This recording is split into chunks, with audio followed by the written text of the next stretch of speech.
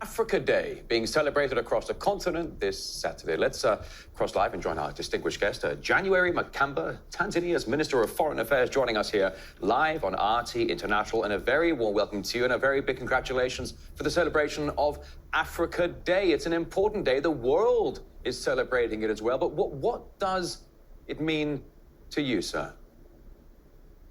No, thank you very much for having me. This is absolutely, you're correct. It's an important day for Africa. And for me and for all of us in Africa, it's an important identity, given the glorious history of our continent, but also given the history of exploitation, colonization, and our endeavor towards self-determination, towards development.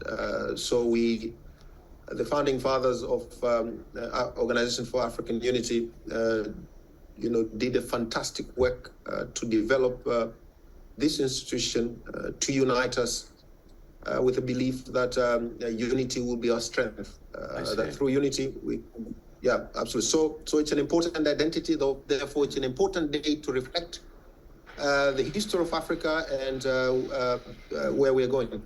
It's an incredible history, when you think about it, the broader scale of the entire African continent for so many hundreds of years. And yet, where do we stand now today? Geopolitically speaking, Africa really is on the front line of the global south and this new multipolar world, this new world order that is continuing to blossom. I mean, look, even the UN, the United Nations, is planning a big ceremony dedicated to Africa on this Africa Day. The UN Secretary General saying it's time to celebrate the contributions that Africans have made to our world. I mean, is that an important acknowledgement for the African continent? Because I've spoken to African leaders in the past year or two, and they've told me that they were tired of the UN not giving them the respect that they deserve.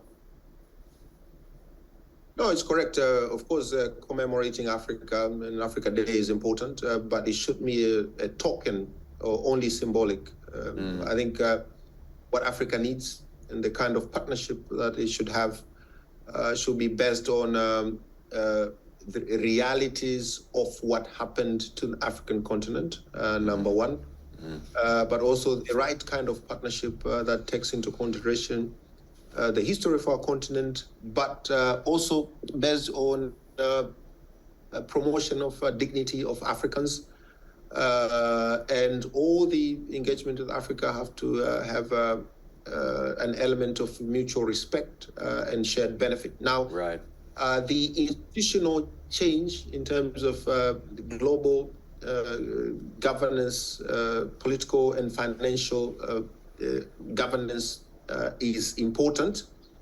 And I think that the African people and African continent should have serious input into the kind of reforms and changes that we speak about in all these global institutions of political and economic governance. I think it's a great comment from you, sir. Mr. Makamba, thanks for saying that. I think that was absolutely spot on. And when you mentioned the issue of mutual respect, this is something that many countries, whether it's the Global South or the BRICS or the ASEAN, the SCO, it's something that Xi and Putin, they all like to talk about this, that we want a world based on mutual respect, trade, balanced trade, and people playing on a level playing field. I was going to say, Mr. Makamba, one of the hot topics at the UN Security Council these days is the expansion of the UN Security Council. Which countries, should be allowed to join? Do you think there's a way the UN Security Council can be fair and transparent when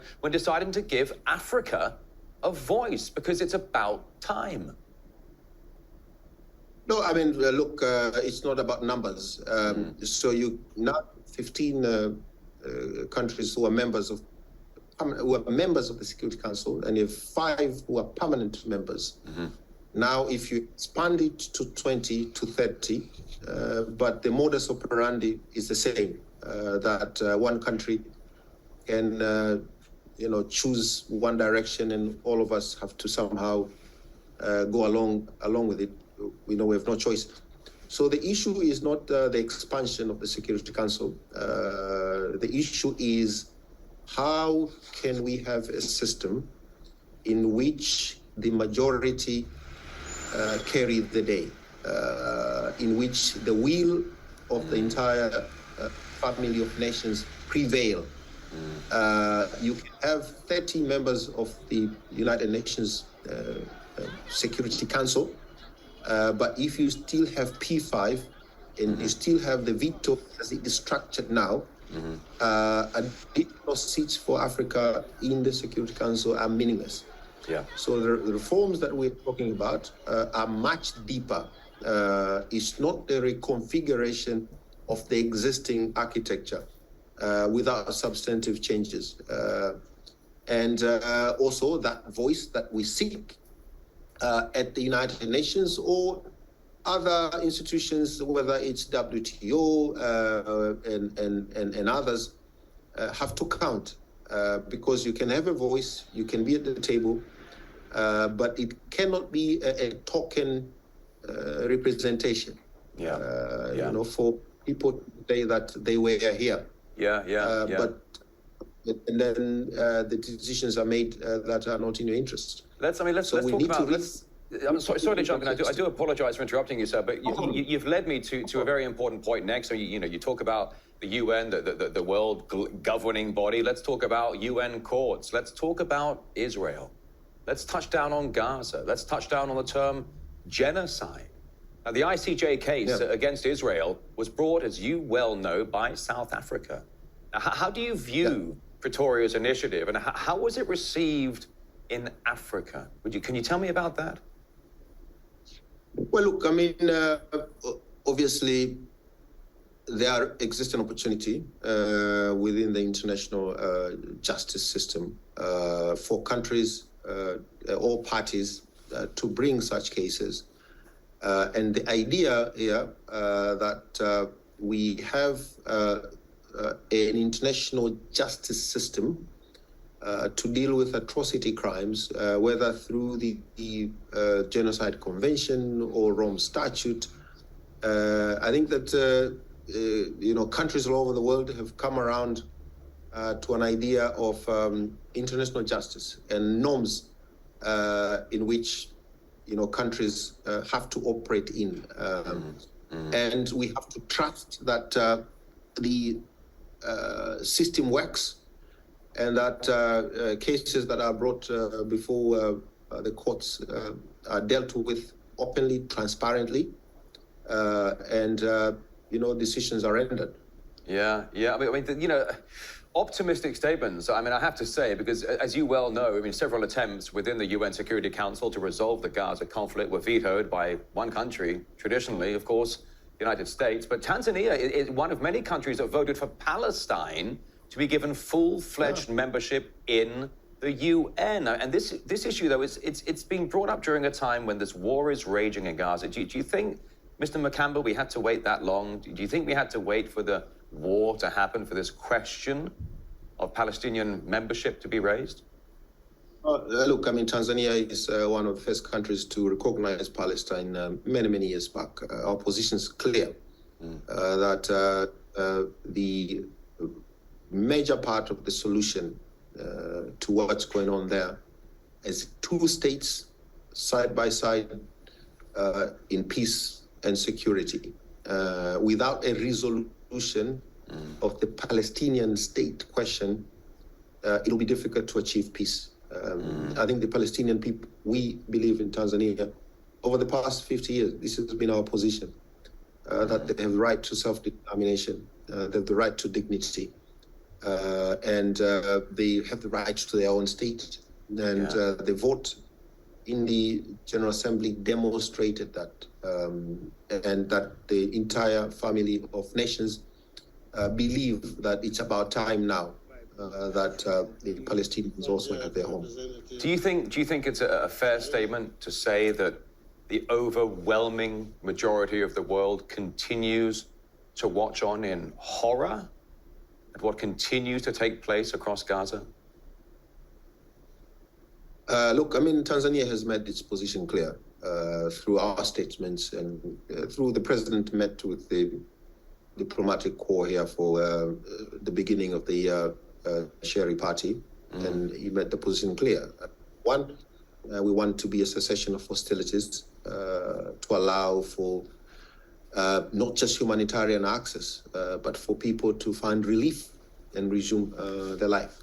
There have to be, apart from cessation of hostilities, means ceasefire, permanent ceasefire, but there ought to be a political dialogue that is sustainable, that is enduring, that is credible, that leads to a two-state solution. That has always been a position, and we still stand by that position. We, of course, what's happening now is absolutely terrible, with children, and mothers and young boys, dying.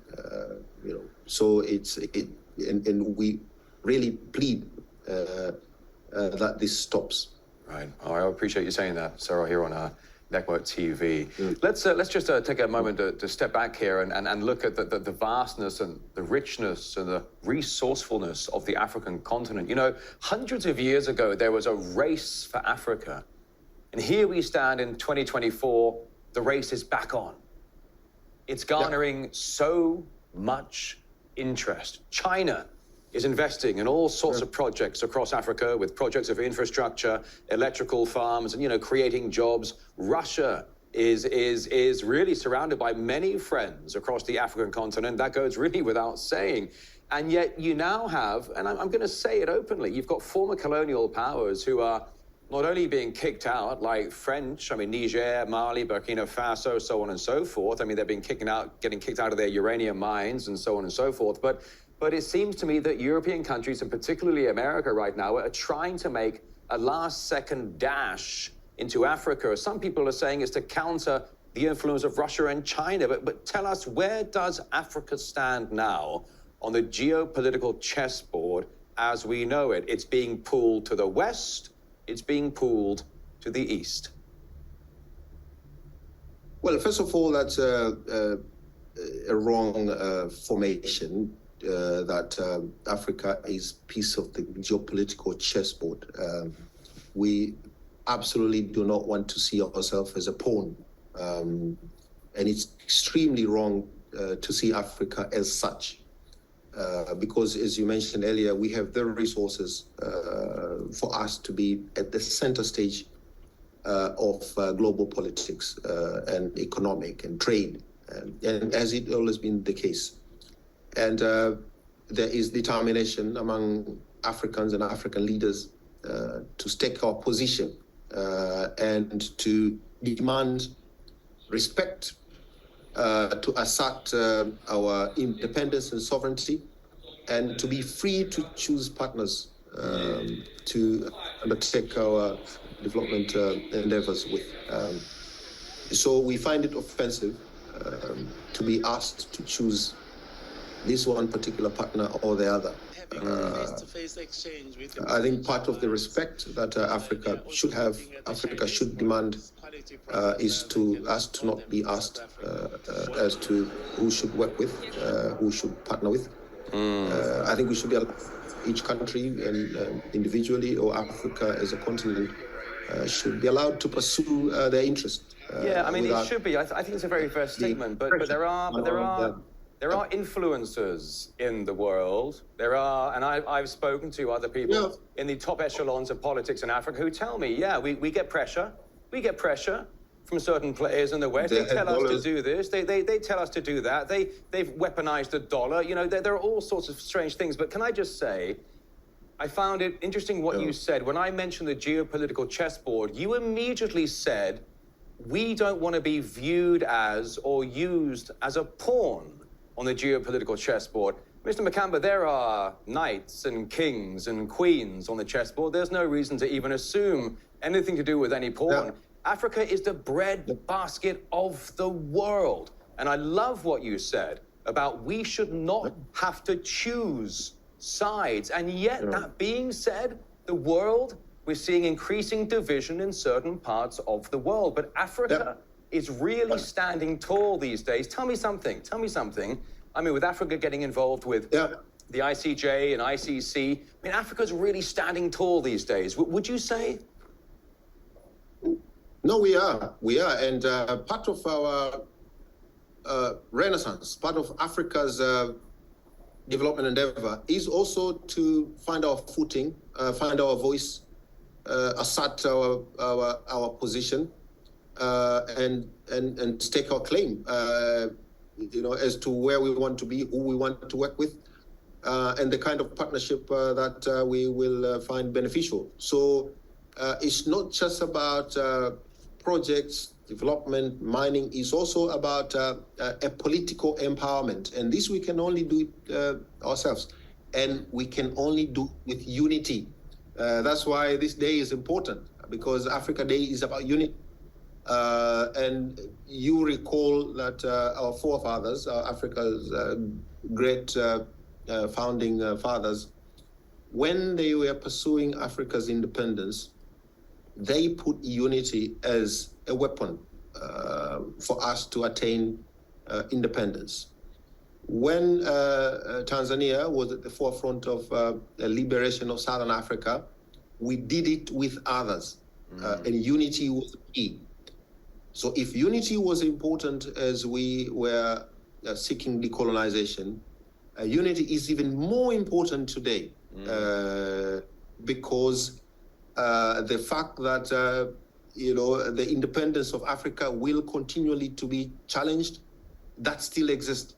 And that's why, for instance, in Tanzania, the first pillar of our foreign policy is the protection of our independence and capacity to determine our own path.